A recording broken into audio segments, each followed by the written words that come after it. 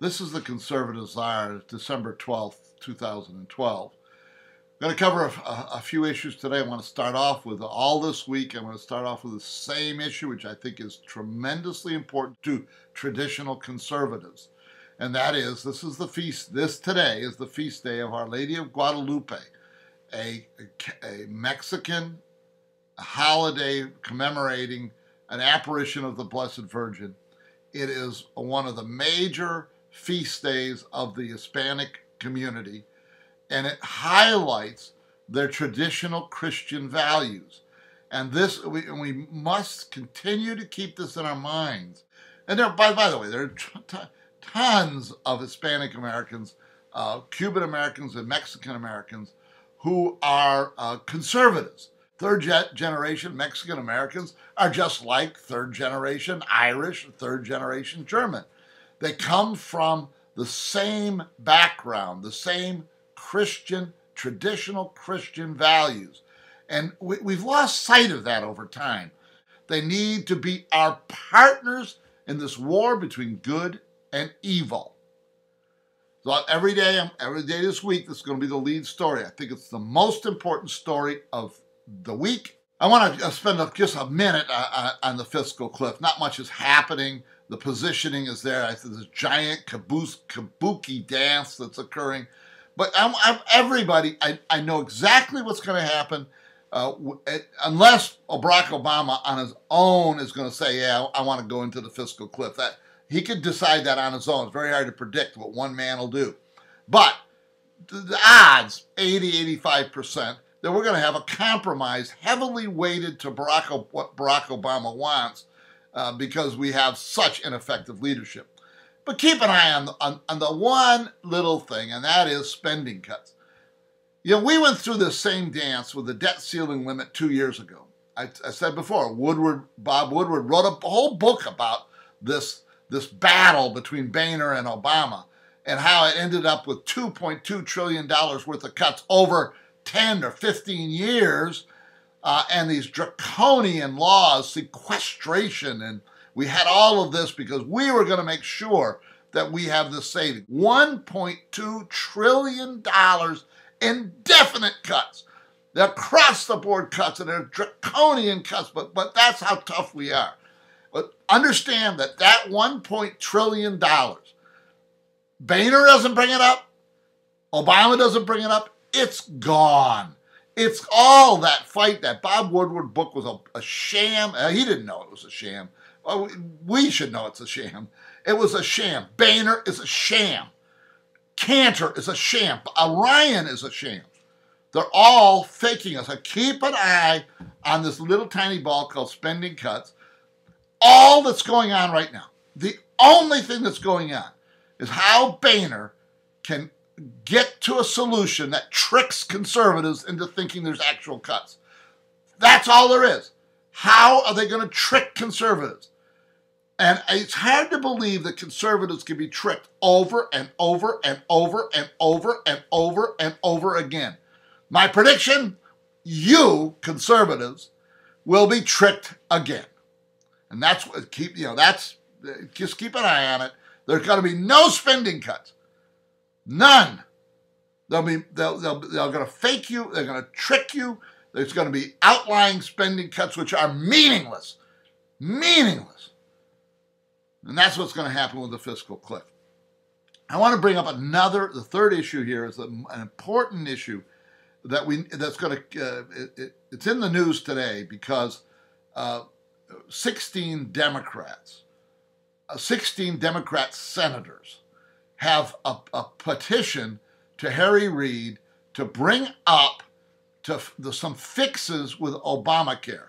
And the one they're concentrating on is a fix that to eliminate or reduce this Obamacare tax, a business tax on medical instrument suppliers.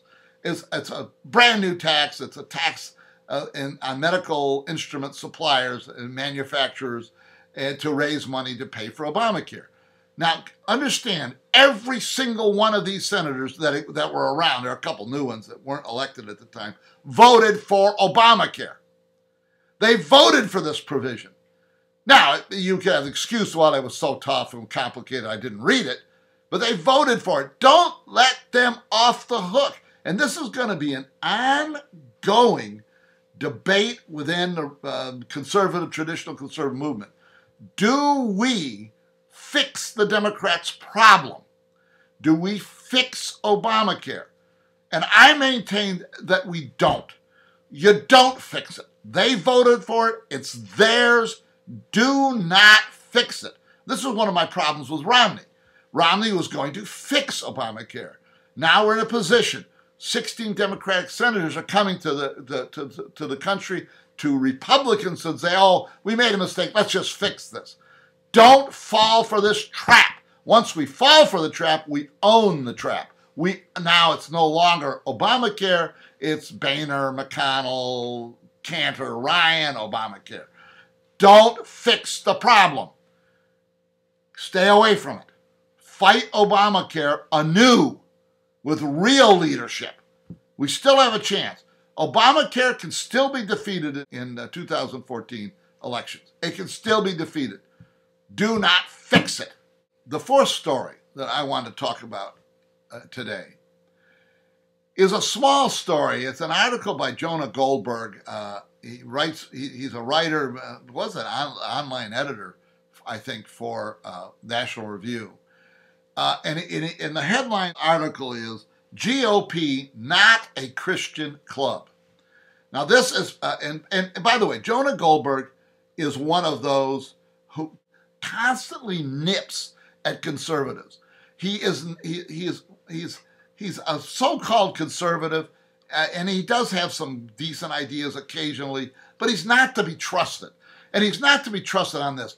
This is going to be an ongoing theme that I'm going to be bringing up time and time again. We're not a Christian club. I call myself a traditional conservative. I want the conservatives, I'm a traditional conservative, believes in smaller government and an active defense of Christian values, not Christianity. So so what Jonah Goldberg is saying here, and this is what he is saying. He is saying, change the headline a little bit. GOP, not a club for Christian values. Say it another way.